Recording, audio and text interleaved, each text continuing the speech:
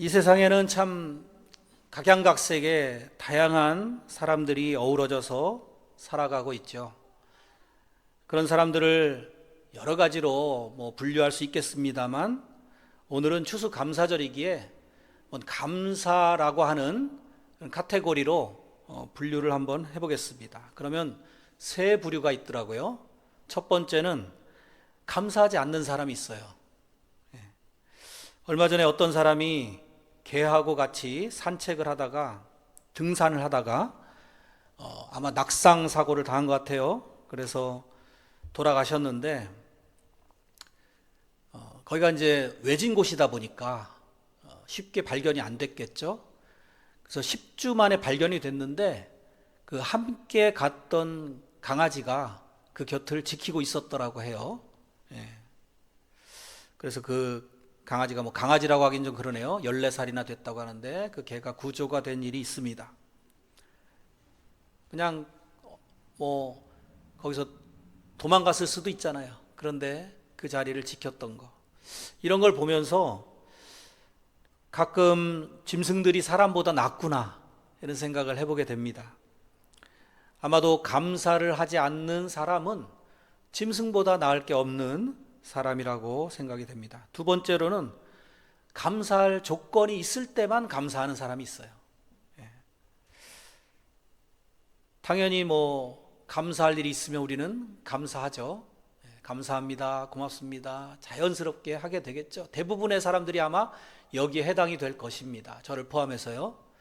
그런데 좀 독특한 부류가 있습니다. 세 번째는 감사할 만한 일이 없음에도 불구하고 감사하는 사람이 있습니다. 이상한 사람, 좀 바보 같은 사람이다 싶겠죠? 아무런 감사의 조건이 없는데 감사하는 것은 비정상으로 보이지 않겠습니까? 그런데 사실은 이렇게 어떠한 조건에도 영향받지 않고 감사하는 사람이야말로 성숙한 믿음을 가진 그리스도인이라고 할 수가 있습니다. 여기에 나오는 하박국 선지자가 바로 그 대표적인 인물입니다. 그에게는 감사할 만한 아무 조건이 없었어요. 그럼에도 불구하고 하나님께 감사로 찬송을 올렸던 것입니다. 그냥 찬송 부른 것도 아니고 오늘 보니까 정식으로 지휘자가 있고요, 악기를 동원하고 해서 정식 찬양을 드렸던 것을 보게 됩니다. 이해가 되십니까?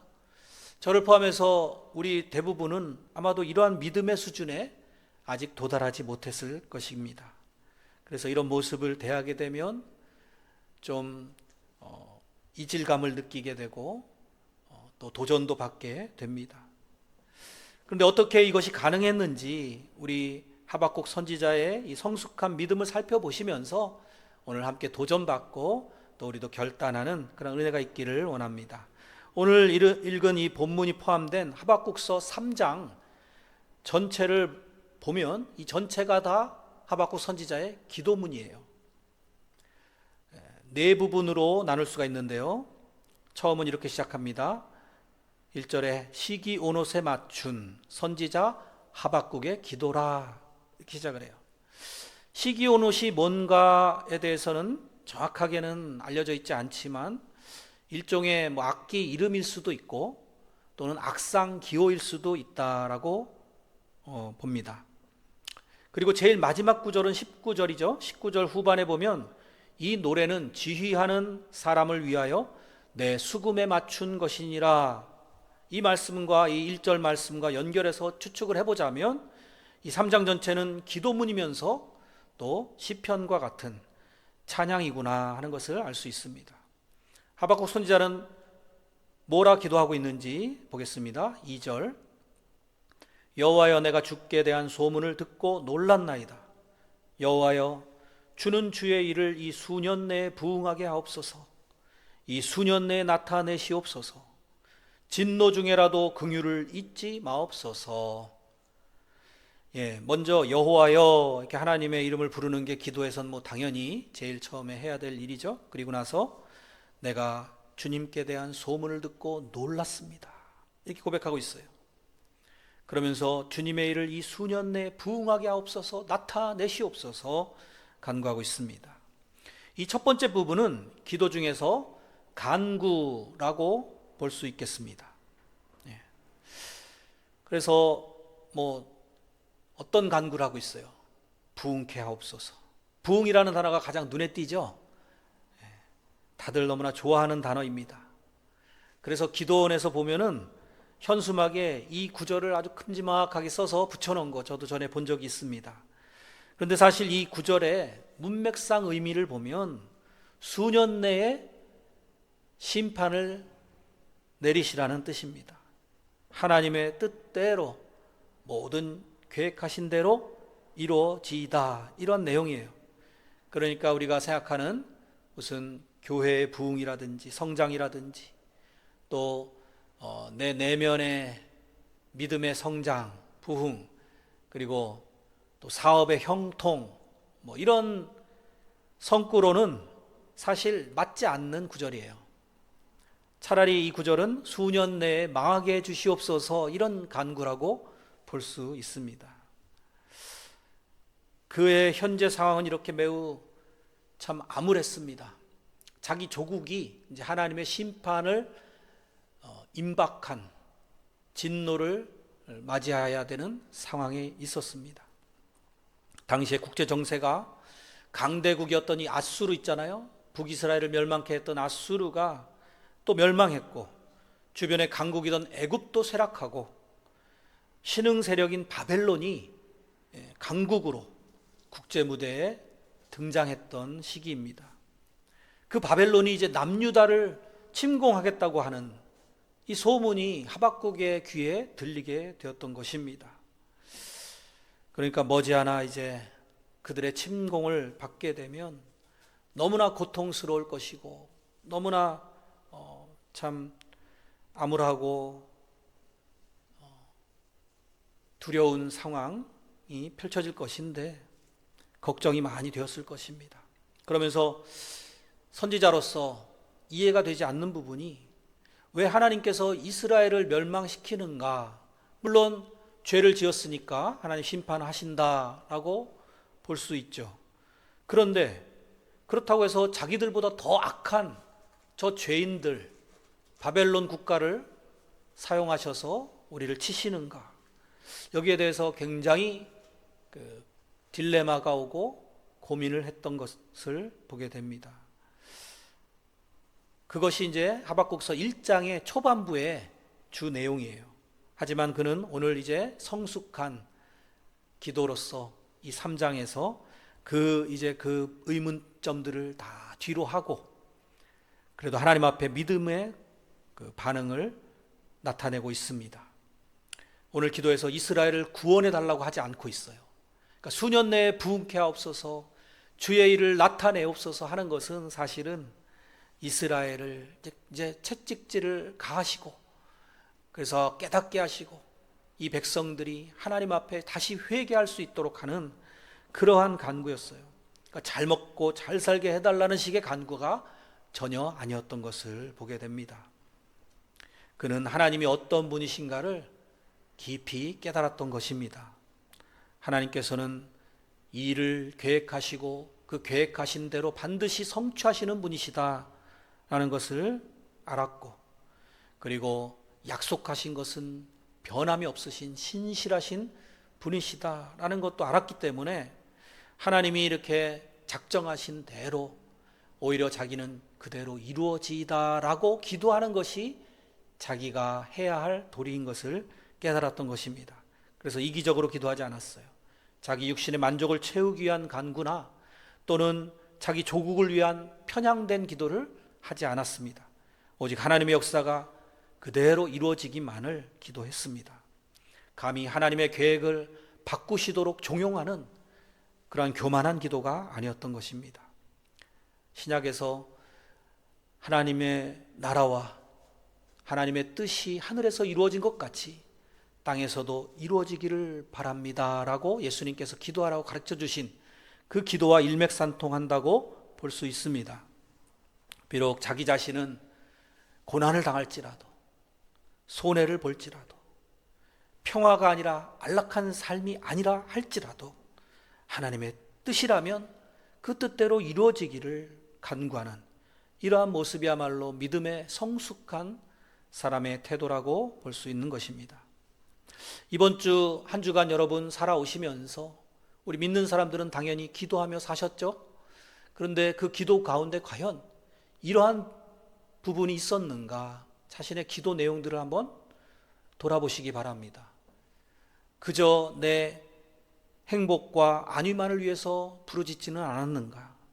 하나님의 영광, 하나님의 나라, 하나님의 뜻이 이루어지기를 기도하셨는지 우리 자신을 점검해야 되겠습니다. 하박국 선지자는 자기를 둘러싼 이 세상의 정황은 너무나 암울했지만 그 가운데 정말 중요한 것이 무엇인지를 붙잡았던 것입니다. 그것이 무엇입니까? 그것은 바로 우리를 창조하시고 이 세상을 주관하시는 세상의 주인이신 하나님, 그분을 붙들었던 것입니다. 그런데 단순히 그렇게 하나님의 뜻이 이루어지다 하고 간구가 끝나지는 않아요. 거기에 후반에 보면 한 가지 어찌 보면 좀 조심스럽게 소박하게 그러면서도 간절히 하나님의 도움을 구하고 있습니다.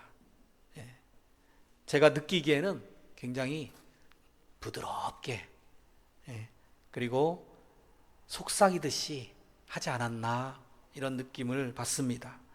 뭐라고 말하고 있죠?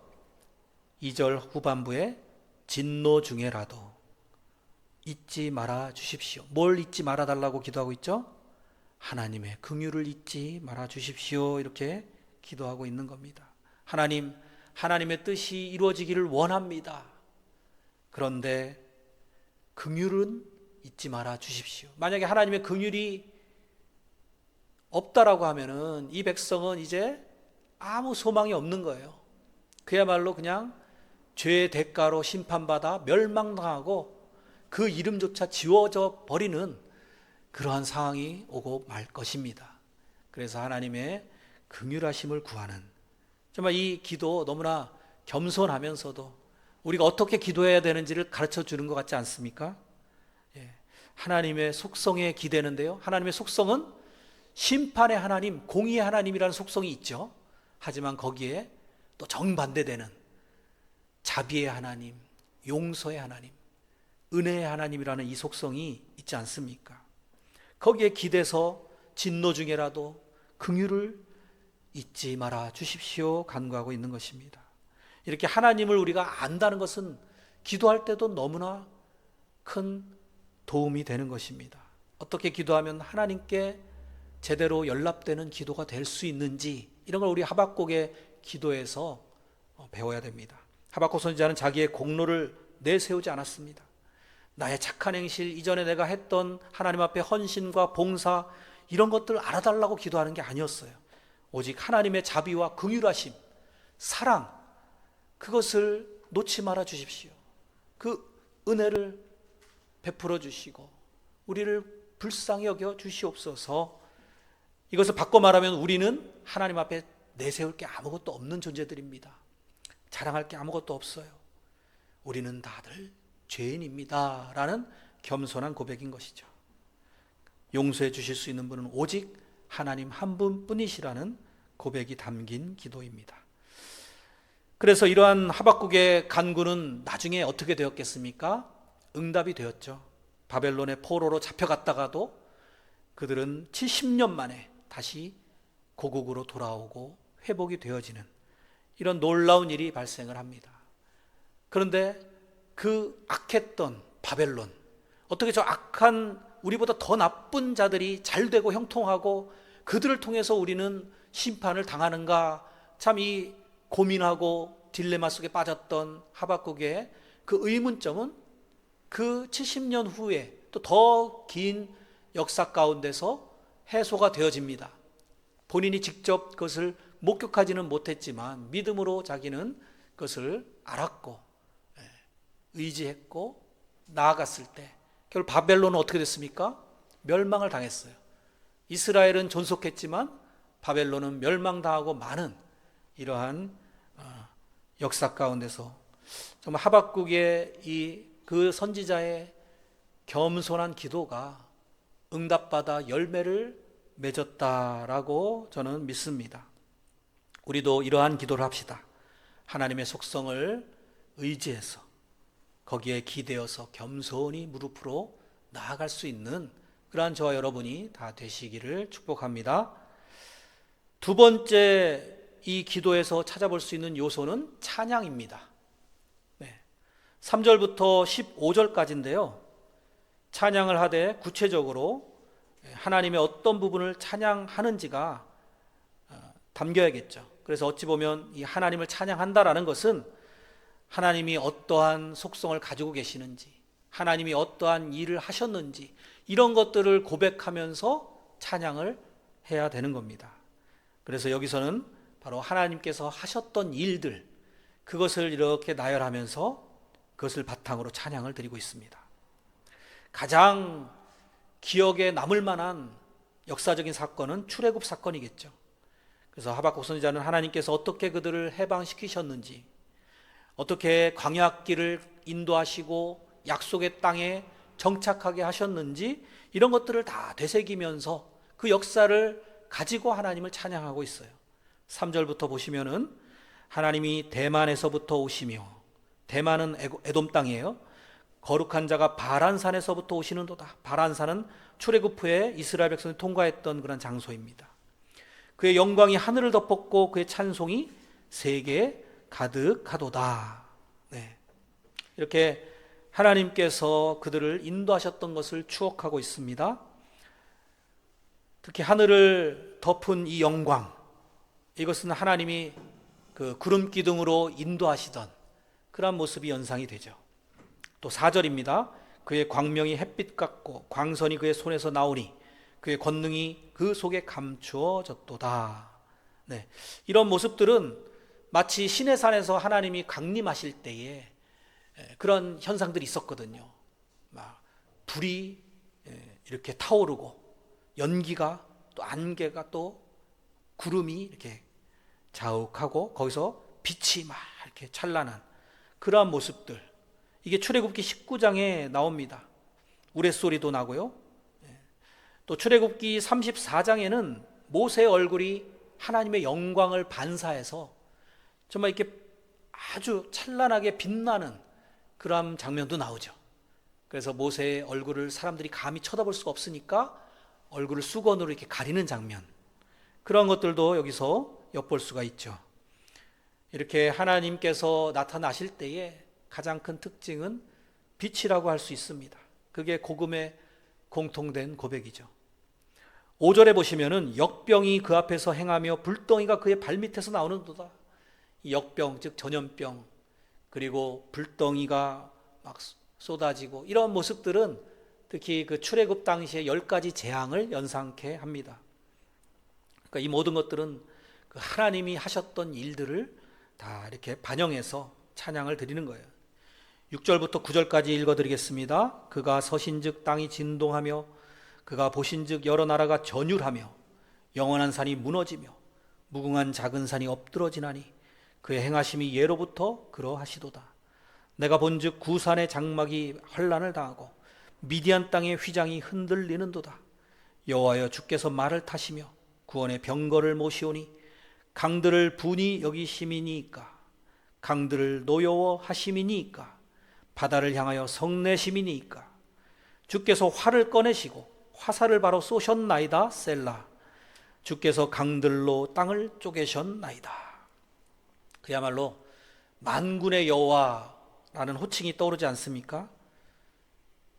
이 내용들이 포함하고 있는 주된 주제는 하나님이 역사를 주관하시고 또 이방 나라들을 패하시고 이스라엘을 승리케 하셨다라는 주제예요. 10절을 보면 산들이 주를 보고 흔들리며 창수가 넘치고 바다가 소리를 지르며 손을 높이 들었나이다. 바다가 손들었다고 표현하고 있습니다. 이거 여러분 한번 상상해 보세요. 바다가 어떻게 손을 들었습니까? 바다가 갈라지고 양옆으로 마치 치솟은 벽처럼 되는, 이게 출애굽의 홍해 사건 아니겠습니까? 이러한 과거에 정말 놀라웠던 하나님의 초자연적인 그 사건들, 그리고 하나님의 권능과 그 위엄, 그리고 하나님의 놀라우신 거룩하신 하나님의 위대하심을 찬양하고 있는 것입니다. 11절입니다. 날아가는 주의 화살의 빛과 번쩍이는 주의 창의 광채로 말미암아 해와 달이 그 처소에 멈추었나이다. 여러분, 해와 달이 멈추는 사건도 있었죠. 바로 여호수아 10장에 태양과 달이 중천에 머물러서 지지 않았던, 그래서 대승을 거뒀던 그 전쟁의 모습, 이것도 잘 표현하고 있습니다. 12절부터 15절에도 역시 하나님께서 적들을 물리치신 여러 가지 모습들이 나옵니다. 주께서 노를 바라사 땅을 두르셨으며 분을 내사 여러 나라를 밟으셨나이다. 주께서 주의 백성을 구원하시려고 기름 부음 받은 자를 구원하시려고 나오사 악인의 집에 머리를 치시며 그 기초를 바닥까지 드러내셨나이다. 셀라. 그들이 회오리 바람처럼 이르러 나를 흩으려 하며 가만히 가난한 자 삼키기를 즐거워하나 오직 주께서 그들의 전사의 머리를 그들의 창으로 찌르셨나이다. 주께서 말을 타시고 바다 곧 큰 물의 파도를 밟으셨나이다. 굉장히 시적인 표현이면서 하나님께서 그동안 이스라엘을 어떻게 인도해 오셨는가, 거기에 대한 감사와 찬양을 잘 담아서 노래하고 있습니다. 하나님이 여기까지 인도하시고 보호해 주시고 이스라엘의 역사를 통해 이렇게 놀라운 일들을 행하신 분이십니다 라고 고백하고 있어요. 우리도 그러한 하나님을 믿어야 될 줄로 믿습니다. 그 하나님이 계속해서 놀라운 일들을 이 역사 가운데 신실하게 펼쳐 가실 것이라고 믿고 의지하고 우리는 나아가는 것입니다. 그래서 하나님이 쭉 활동해 오신 것을 보면 비록 당시 잠시 잠깐은 불합리한 것 같고 부조리한 것 같을 때에도 하나님은 여전히 일을 하셨고 또 하나님은 성실하심을 늘 보여주셨습니다. 지금 굉장히 혼란스러운 어떤 문제가 내 앞에 놓여 있을 때라도, 어떤 딜레마가 나를 굉장히 힘들게 할지라도 우리는 이러한 믿음을 가지고 담대히 나아가야 되는 것입니다. 이것이 성숙한 믿음의 사람입니다. 그래서 우리도 기도할 때에 하나님이 나에게 베풀어 주셨던 은혜들을 묵상하고 기도하고 기억하시면서 추억하시면서 기도하는 게 오늘 하박국의 기도에서 두 번째로 배울 수 있는 부분이에요. 여러분, 출애굽이 우리 영적으로는 우리에게 어떤 사건입니까? 우리가 세상에서 방황하다가 하나님을 만나고 하나님께로 온전히 나온 그 사건 아닙니까? 예수 그리스도를 믿고 거듭났던 중생의 역사, 주님을 만났던 영적인 정말 감격스러웠던 실로암의 그 놀라운 은혜, 이런 것을 우리가 기억하면서 기도하는 거, 이게 좋은 기도입니다. 문제를 당했을 때 문제만 너무 태산같이 거기에 매몰되지 마시고 그 앞에 주저앉지 마시고 한 발짝 뒤로 물러나서 그동안에 하나님이 나를 어떻게 인도하셨는가, 이것을 기억하는 것, 이게 문제 해결의 실마리인 줄 믿으시기 바랍니다. 세 번째로는 이제 16절에서 고백의 요소가 등장을 하고 있습니다. 16절, 내가 들었으므로 내 창자가 흔들렸고 내 목소리로 그 목소리로 말미암아 내 입술이 떨렸도다. 무리가 우리를 치러 올라오는 환난 날을 내가 기다림으로 썩이는 것이 내 뼈에 들어왔으며 내 몸은 내 처소에서 떨리는도다. 그야말로 이제 하나님의 그 놀라운 일들, 과거에 역사하셨던 그런 성경 말씀 붙잡고 담대하게 정말 어깨를 막 으쓱하고 가슴을 펴고 소리를 지르며 기도하는 하박국의 모습이 방금 전에 상상이 되셨잖아요. 두 번째 요소에서. 그런데 세 번째 요소는 다시 움츠러들었어요. 주님, 내가 지금 현실을 보니까 현실은 너무나 내 창자가 흔들릴 정도로 두렵습니다. 그리고 내 입술이 떨리고 있습니다. 환난 날을 내가 기다리는데 마치 어떤 썩이는 것이 내 뼈에 들어왔습니다. 그러니까 무슨 바이러스 같은 게 침투해가지고 나를 지금 막 떨리게 만들고 있다라는 거예요. 이 부분은 어찌 보면 참 저와 여러분에게 또 위로가 돼요. 힘을 줍니다. 왜 그런지 아십니까? 하박국 선지자 같은 저런 위대한 믿음의 용사도 떨더라는 거죠. 두려워한다고 고백하고 있는 거죠. 그러니까 우리가 하나님 앞에 솔직하게 기도하는 거 너무나 하나님이 기뻐 받으신다는 사실을 알아야 돼요. 숨길 필요가 없습니다. 다 알고 계시는 하나님 앞에 솔직하게 주님, 저도 주님 앞에 담대히 나가며 내 앞에 어떤 태산과 같은 문제가 있다 할지라도 나는 당당히 힘있게 그렇게 나아가기를 원합니다. 그것은 나의 원입니다. 하지만 나의 실제 상황은 떨리고 두렵고 불안한 게 사실입니다. 이렇게 지금 고백하는 거예요. 예수님께서도 기도하는 가운데에 제자들이 다 잠에 빠진 모습을 보면서 그 제자들을 이해하고 그렇게 말씀하셨잖아요. 마음에는 원이로되 육신이 약하구나, 이렇게 이해하시는 모습이 있죠. 하나님께서도 우리를 보시면서 그렇게 이해를 해주실 거예요. 그러니까 우리의 마음의 원은 정말 우리도 하박국 선지자의 그 담대했던 기도의 모습을 본받기 원합니다. 하지만 우리의 현재는 아직 그 단계에 이르지 못해서 두렵고 떨립니다. 인간적인 모습이죠. 믿음이 있다고 해가지고 인간적인 이 두려움도 없다, 이렇게 우리가 너무 감추려고 하고 그러한 모습을 보이는 사람을 뭐라고 나무랄 것도 없고 깔볼 것도 없고, 그것이 솔직한 우리의 고백이면 된다. 우리는 아직 그 정도 수준이다 라고 인정을 하시면 됩니다. 다만 그러할 때라도 우리는 하나님에게서 떨어지면 안 돼요. 어떠한 그 두려움과 걱정이 있다 할지라도 항상 하나님과 붙어있는 화목한 그 관계만은 놓지 말아야 되는 것입니다. 그러면 하나님이 일하시고 회복시켜 주시는 것입니다. 사도 바울도 빌립보 성도들에게 항상 기뻐하라고 권면했죠. 내가 다시 말하노니 기뻐하라. 그러니까 기뻐하라, 기뻐하라 계속 강조하는 것은, 이걸 뒤집어 해석해 보면 성도들이라고 해서 두려워하지 않는 것은 아니더라라는 거예요. 성도들도 두려워할 수 있다라는 거, 여러분 위로가 되지 않습니까? 그만큼 우리가 기뻐해야 되는 것은 아는데, 그것이 하나님의 말씀이니까 따라야 되고 순종해야 되는데, 나의 이 육신적으로는 그만큼 힘들고 잘 안 되기 때문에 이러한 말씀들이 계속 우리에게 용기를 북돋아 주는 것입니다. 그래서 우리의 현재 상태 그대로 주님 앞에 나아가시고 부족하면 부족한 대로 주님 앞에 고백하시고, 그러면서도 주님과 꼭 붙어 계시는 그런 저와 여러분들이 되시기를 축복합니다. 간구, 찬양, 고백, 이것을 살펴봤는데요. 이제 마지막 요소는 경배입니다. 17절 오늘 본문이죠. 비록 무화과 나무가 무성하지 못하며 포도나무에 열매가 없으며 감람나무에 소출이 없으며 밭에 먹을 것이 없으며 우리의 양이 없으며 외양간에 소가 없을지라도, 없고 모두 없고, 그야말로 아무것도 없는 빈털터리 같은 모습이에요. 그런데 18절에 뭐라고 하고 있습니까? 나는 여호와로 말미암아 즐거워하며 나의 구원의 하나님으로 말미암아 기뻐하리로다. 너무나 멋진 고백이 아닐 수 없습니다.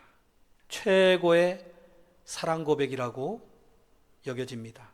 하나님이 이 기도를 들으셨을 때 하나님의 입장에서는 얼마나 이것이 참 기특하고 참 귀하게 흠양하셨겠습니까? 하나님, 이 세상에 어떠한 재물이나 양식이나 내가 누리고 싶은 모든 것들이 다 내게는 없습니다.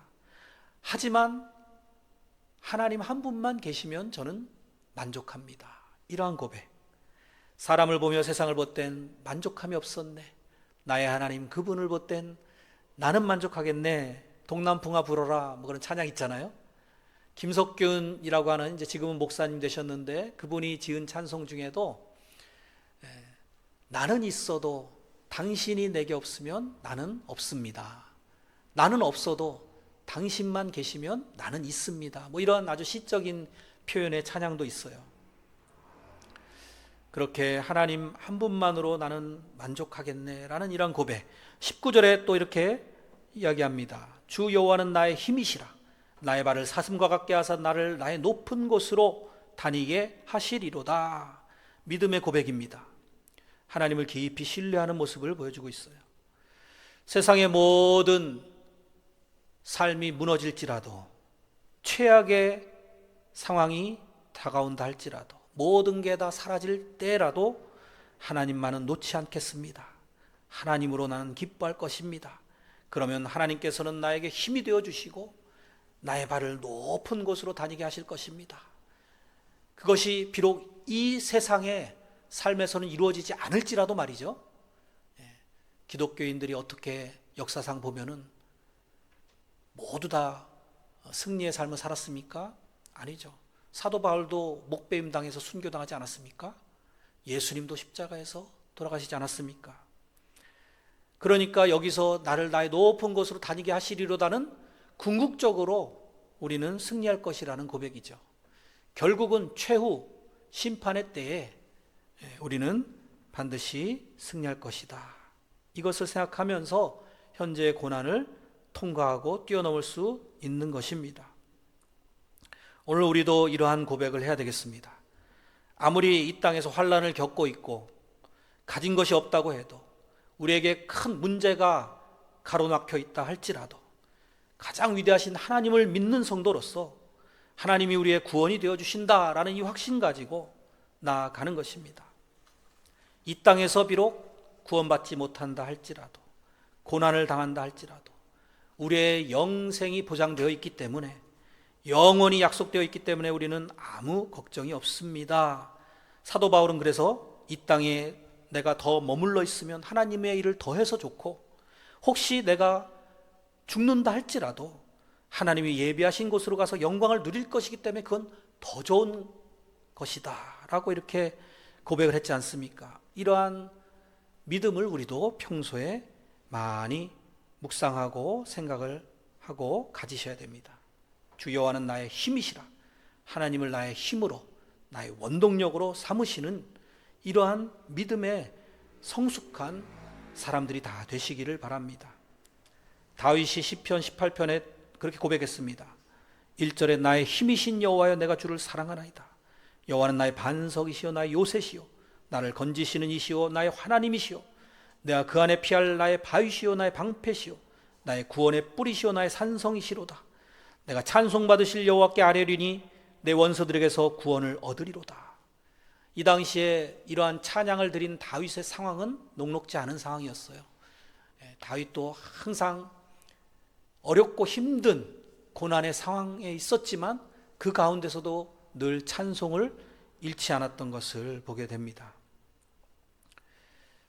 이렇게 다윗이 잘했던 것이 바로 그런 것이었어요. 그래서 하나님의 마음에 맞는 사람이다라고 인정까지 받게 된 것을 봅니다. 하나님께로부터 결코 떨어지지 않는 인생을 살았기 때문에 죄를 지었을 때에도 그는 계속해서 하나님을 붙들고 다시 일어서는 그런 모습을 우리에게 보여주고 있습니다. 사랑하는 성도 여러분, 우리가 이 세상의 것들에 좀 부족하고 여러 상황들이 우리를 괴롭힌다 할지라도 우리가 그것으로 인해서 오히려 하나님을 더 알게 될 수 있고 영적인 믿음이 더 깊어질 수 있다라고 하면 감사하시기 바랍니다.